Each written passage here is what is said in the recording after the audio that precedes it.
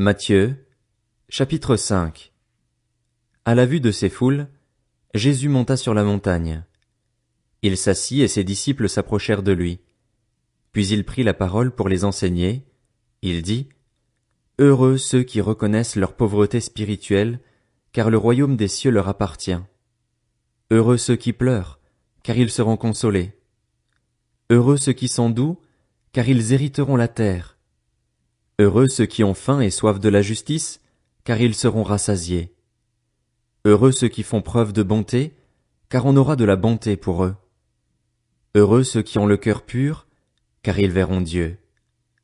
Heureux ceux qui procurent la paix, car ils seront appelés fils de Dieu. Heureux ceux qui sont persécutés pour la justice, car le royaume des cieux leur appartient. Heureux serez-vous lorsqu'on vous insultera, qu'on vous persécutera et qu'on dira faussement de vous toutes sortes de mal à cause de moi. Réjouissez-vous et soyez dans l'allégresse, parce que votre récompense sera grande au ciel. En effet, c'est ainsi qu'on a persécuté les prophètes qui vous ont précédés. Vous êtes le sel de la terre. Mais si le sel perd sa saveur, avec quoi la lui rendra-t-on? Il ne sert plus qu'à être jeté dehors et piétiné par les hommes. Vous êtes la lumière du monde. Une ville située sur une montagne ne peut pas être cachée, et on n'allume pas non plus une lampe pour la mettre sous un seau, mais on la met sur son support et elle éclaire tous ceux qui sont dans la maison. Que, de la même manière, votre lumière brille devant les hommes afin qu'ils voient votre belle manière d'agir et qu'ainsi ils célèbrent la gloire de votre Père céleste. Ne croyez pas que je sois venu pour abolir la loi ou les prophètes. Je suis venu non pour abolir, mais pour accomplir. En effet, je vous le dis en vérité, tant que le ciel et la terre n'auront pas disparu, pas une seule lettre ni un seul trait de lettre ne disparaîtra de la loi avant que tout ne soit arrivé. Celui donc qui violera l'un de ces plus petits commandements et qui enseignera aux hommes à faire de même sera appelé le plus petit dans le royaume des cieux. Mais celui qui les mettra en pratique et les enseignera aux autres, celui-là sera appelé grand dans le royaume des cieux. En effet, je vous le dis, si votre justice ne dépasse pas celle des spécialistes de la loi et des pharisiens, vous n'entrerez pas dans le royaume des cieux. Vous avez appris qu'il a été dit aux anciens, « Tu ne commettras pas de meurtre. » Celui qui commet un meurtre mérite de passer en jugement.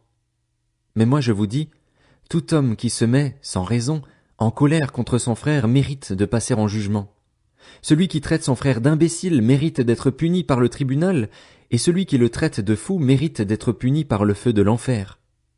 Si donc tu présentes ton offrande vers l'autel et que là tu te souviennes que ton frère a quelque chose contre toi, laisse ton offrande devant l'autel et va d'abord te réconcilier avec ton frère, puis viens présenter ton offrande.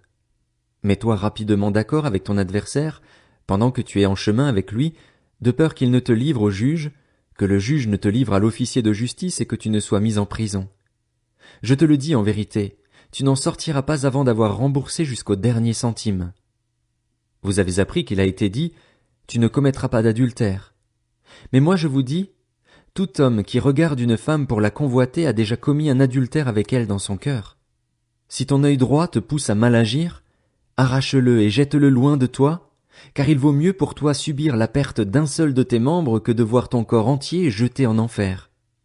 Et si ta main droite te pousse à mal agir, coupe-la et jette-la loin de toi, car il vaut mieux pour toi subir la perte d'un seul de tes membres que de voir ton corps entier jeté en enfer. Il a été dit que celui qui renvoie sa femme lui donne une lettre de divorce.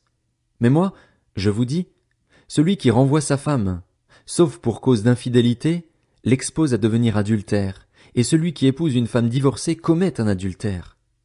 Vous avez encore appris qu'il a été dit aux anciens, « Tu ne violeras pas ton serment, mais tu accompliras ce que tu as promis au Seigneur. » Mais moi je vous dis de ne pas jurer du tout, ni par le ciel, parce que c'est le trône de Dieu, ni par la terre, parce que c'est son marchepied, ni par Jérusalem, parce que c'est la ville du grand roi.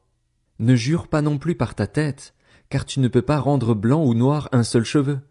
Que votre parole soit oui pour oui, non pour non, ce qu'on y ajoute vient du mal. Vous avez appris qu'il a été dit, œil pour œil et dent pour dent. Mais moi je vous dis de ne pas résister aux méchants. Si quelqu'un te gifle sur la joue droite, tends-lui aussi l'autre. Si quelqu'un veut te faire un procès et prendre ta chemise, laisse-lui encore ton manteau. Si quelqu'un te force à faire 1 kilomètre, fais-en 2 avec lui. Donne à celui qui t'adresse une demande et ne te détourne pas de celui qui veut te faire un emprunt. Vous avez appris qu'il a été dit, tu aimeras ton prochain et tu détesteras ton ennemi. Mais moi je vous dis, aimez vos ennemis, bénissez ceux qui vous maudissent, faites du bien à ceux qui vous détestent, et priez pour ceux qui vous maltraitent et qui vous persécutent, afin d'être les fils de votre Père céleste. En effet, il fait lever son soleil sur les méchants et sur les bons, et il fait pleuvoir sur les justes et sur les injustes. Si vous aimez ceux qui vous aiment, quelle récompense méritez-vous? Les collecteurs d'impôts n'agissent-ils pas de même? Et si vous saluez seulement vos frères, que faites-vous d'extraordinaire? Les membres des autres peuples n'agissent-ils pas de même? Soyez donc parfaits comme votre Père céleste est parfait.